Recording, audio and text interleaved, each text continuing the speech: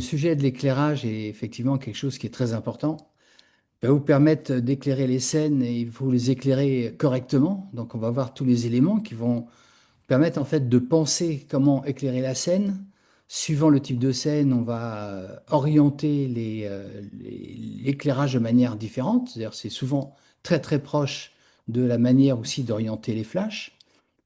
Le plus gros problème que l'on aura bien souvent, ça sera d'éviter d'éclairer les particules qu'il y a dans l'eau, qui vont faire un genre de neige ou d'éclairage de particules très fortes entre nous et le sujet.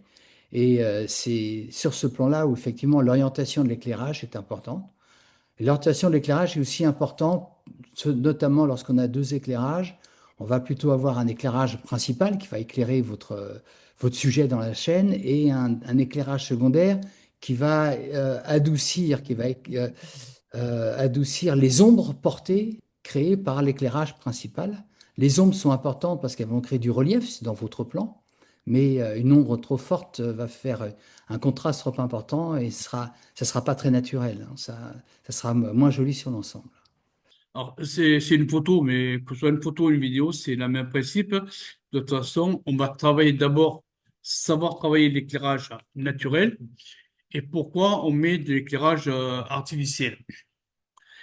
Ça, c'est la première base à savoir. C'est l'éclairage artificiel pour schématiser. Quand on est sous l'eau, on va perdre des couleurs. Et pour récupérer nos couleurs, on va remplacer le soleil. Pour schématiser, on remplace le soleil. C'est pour ça que nos phares sont toujours du haut vers le bas et pas du bas vers le haut. Parce que notre spectateur est habitué de voir les ombres de nos sujets, comme disait Denis tout à l'heure. Il veut les ombres portées. Et en ayant des phares ou des flashs pour les photographes de puissances différentes, ça nous permet d'avoir des ombres de qualité et pas des ombres inintéressantes. Voilà. Donc, la lumière, c'est la lumière du soleil. On va essayer de restituer toutes les couleurs de l'arc-en-ciel à travers nos éclairages ou notre lumière naturelle, ce qui revient au même. Là, on va avoir le soleil qui va éclairer la mer. Quand on va être dans des faibles profondeurs, on aura des bleus plutôt clairs. Plus on va descendre vers les 40 mètres ou au-delà, on aura des bleus très soutenus, très, très foncés. Et à ce niveau-là, on va perdre toutes les couleurs. Certaines personnes ont utilisé des appareils photo ou des GoPro, des minicams ou autres appareils avec des filtres. Sauf que le filtre, selon comment vous allez le mettre sur votre appareil, si vous le mettez face au soleil, vers le haut, vers le bas, vers le milieu, vos couleurs vont être très rouges, très, très changeantes de couleurs. À la colorimétrie, vous pouvez récupérer, vous allez avoir un travail de folie. Moi, je conseille d'avoir des éclairages artificiels pour récupérer de la couleur de vos animaux ou de votre substrat que vous voulez filmer et mettre en valeur. Parce que les premières couches de couleur, on va perdre les rouges et on va récupérer jusqu'au bleu. Pensez aussi que le soleil a des influences. Si vous êtes en première plongée du matin ou plongée à midi ou plongée le soir, vous n'aurez pas les mêmes bleus dans votre appareil photo. Si vous avez un week-end de 4 jours à Estartit, vous allez essayer de trier vos images du matin ensemble, les images de midi ensemble, les images du soir ensemble, pour essayer d'avoir une colorimétrie à peu près équivalente. Et ça ne choquera pas au spectateur parce que vous aurez trié vos images pas par rapport au sujet, par rapport à votre colorimétrie de ciel. Pourquoi on met une lumière artificielle à peu près au milieu, par ici, et la lumière artificielle va se trouver entre 4, 5, 6, 7 000 Kelvin en fonction du prix que vous allez mettre votre éclairage. Si vous achetez des éclairages sur AliExpress ou Alibaba, vous allez tomber sur des éclairages de 4000, 5000 Kelvin. Une lumière qui va être une lumière chaude, ça va être une lumière dans les 1000 Kelvin, c'est-à-dire comme la bougie, et les lumières froides qui sont très très bleues, qui vont être beaucoup plus 1200, tout ça. Ça va être les phares de. Plus vous allez avoir un phare de très haut de gamme, très cher, vous allez monter vers la droite. Comment on fait pour se rappeler qu'une lumière chaude est une bougie et que la lumière froide est à droite. C'est quand vous passez votre main sur une bougie, vous passez votre main juste au-dessus de la bougie et vous ne brûlez pas les doigts. Si vous passez le doigt au-dessus de votre gazinière où la flamme est très bleue, très très bleue, comme celle du milieu, à peu près ici, là vous allez vous brûler les doigts à tous les coups.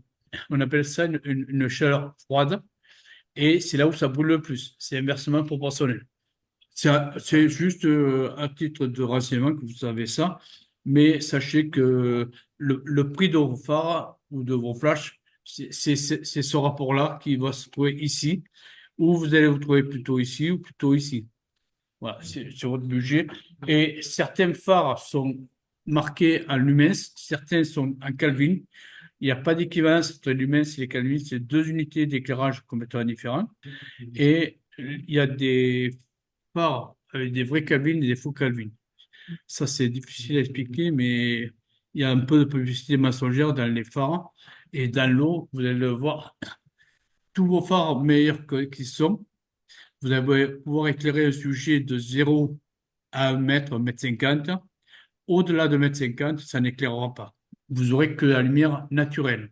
Donc, il faudra travailler votre lumière naturelle avant de travailler la lumière artificielle.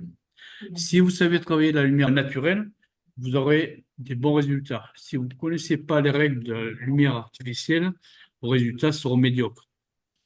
Donc, si je filme avec ma caméra vers le bas, je vais filmer vers le sol, est-ce que mes images seront bien éclairées je pars sans phare.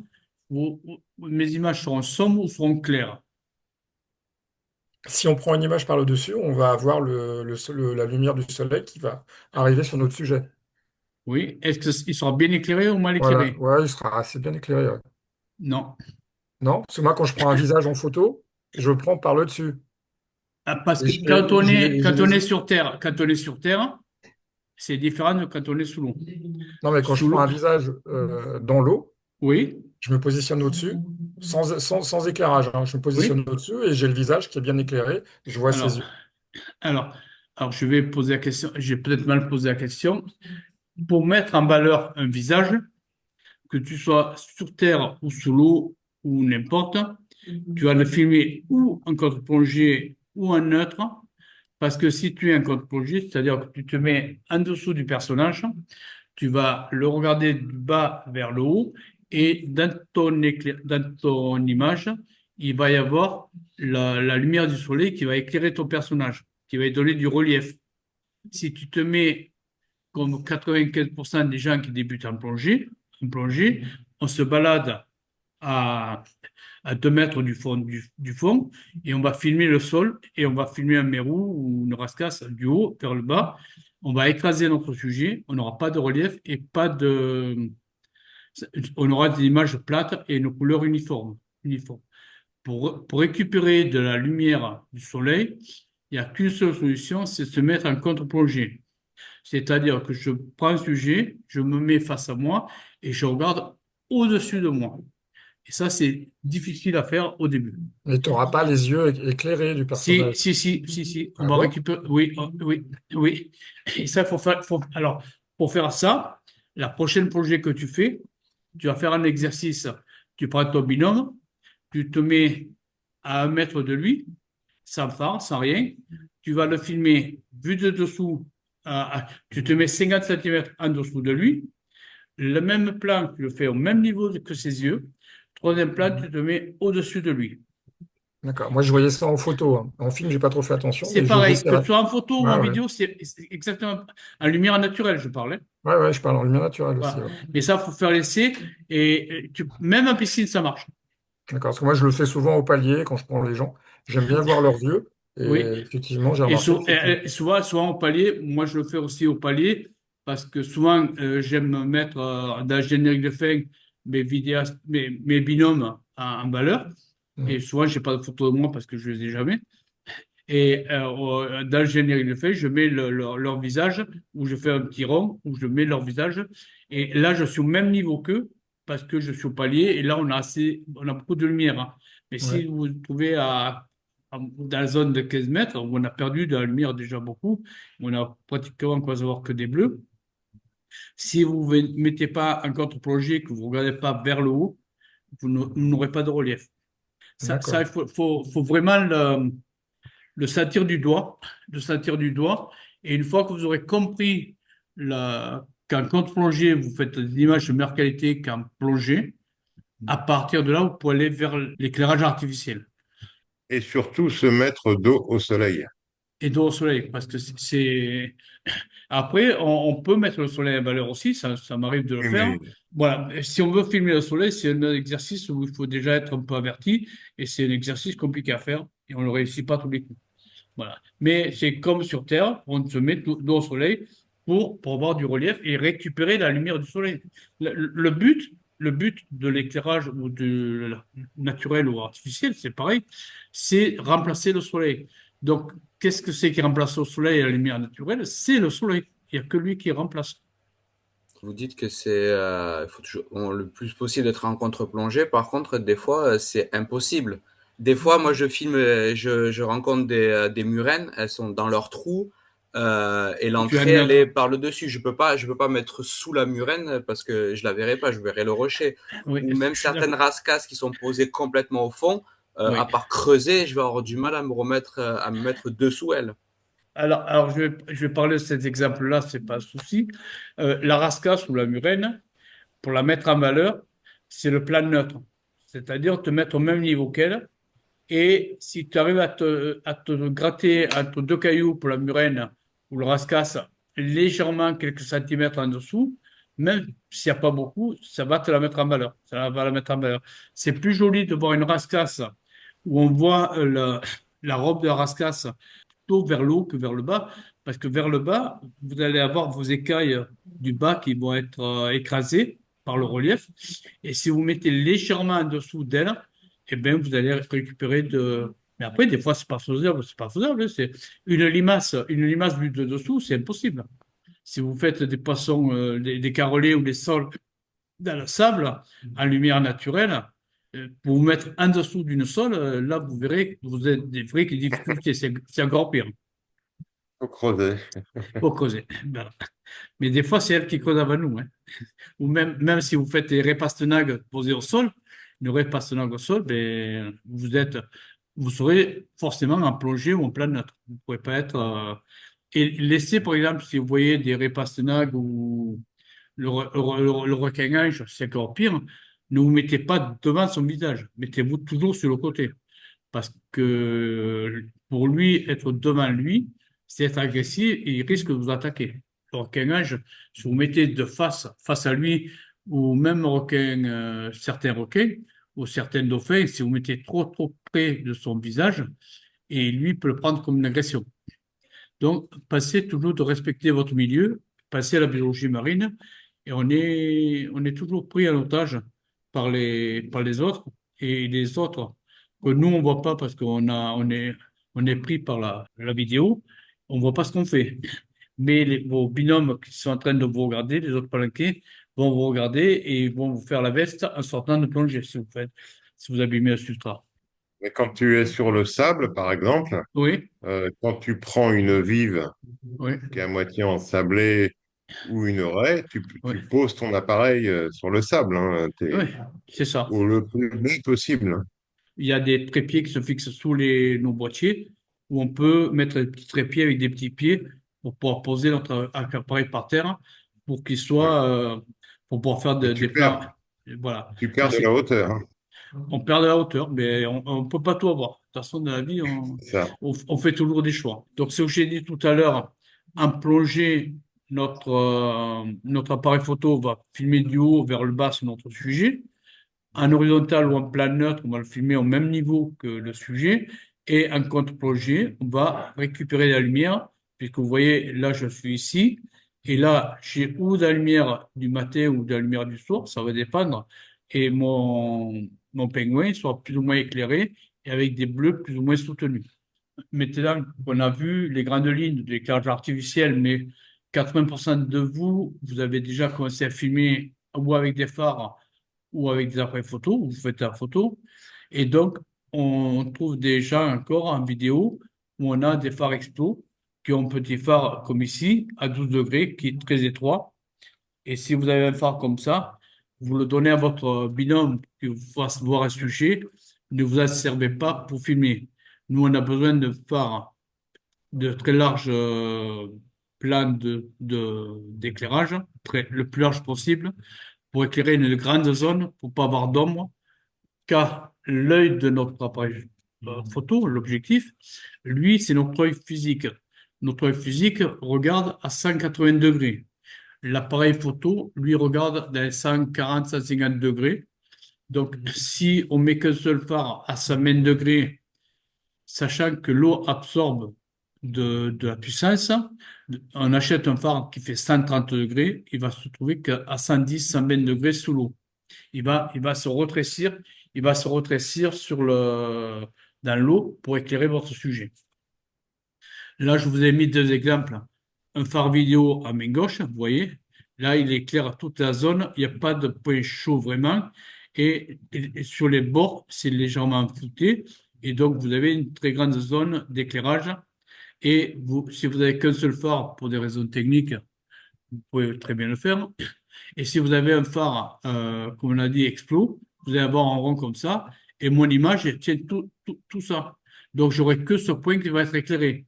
Ça peut être intéressant, ce genre d'image, quand on fait de la macro vidéo, c'est-à-dire que j'ai deux petits phares de chaque côté de ma caméra et on va éclairer avec une faible puissance pour donner la couleur à mon sujet. Et j'aurai un stroboscope comme les photographes ils ont avec un phare très étroit pour vraiment éclairer que les antennes ou la tête de mon branche. Mais ça, à mon avis, c'est après le V2. C'est un peu plus tard qu'il faudra le voir, mais ça fait partie des cours qu'on peut vous aider à faire un peu plus tard si certains le veulent. Moi, je ne le pratique pas encore. Donc, dans les types de phares, vous avez des phares avec des, comme j'ai dit tout à l'heure, dans les 3000, 4000 lumens, près de 8000. Vous avez des phares avec un câble et une batterie externe. L'avantage qu'il y a, c'est que votre batterie externe va être sur vous et non sur votre boîtier. Votre boîtier sera plus léger. Ça, c'est son gros avantage. Sauf qu'il y a une manipulation des câbles. Quand on dépose le matériel, c'est un peu compliqué. Et ce qu'on trouve régulièrement, c'est le phare du milieu, des phares dans les 5, entre 5, 6, 7 000 lumens, qui sont de budget plus ou moins important. Et après, vous avez des petits phares comme ça, où on trouve souvent des phares carrés avec les GoPro, souvent les gens, on les voit avec des petits phares carrés comme ça. Sachez que un phare de 600 lumens, c'est pratiquement comme si vous filmiez avec une lumière naturelle, ça n'a pas de portée terrible. Moi, je m'en sers d'un petit phare comme ça quand je veux faire de l'éclairage indirect sur la rascasse, comme on parlait tout à l'heure. Je vais poser le phare caché derrière pour éclairer l'arête l'arête des rascasses en contre-jour. Et devant, je vais l'éclairer pour faire ressortir le rouge de la rascasse. Et ça, c'est des cas particuliers où on fait au coup par coup et on ne le fait pas tout le temps. Mais sachez Ah, que le oui, phare intermédiaire à 8000 ou 10 000 lumens, sa portée, elle est de un trois mètre. quatre mètres. Enfin, 2 mètres, ça porte plus, même à 8000 ouais, lumens. enfin, Moi, pour filmer en vidéo, c'est ça, c'est 2 Oui, mètres. moi, maximum. j'ai fait un test récemment en plongée de nuit avec Hmm. du Ouais. 7000 et du 20 000 lumens.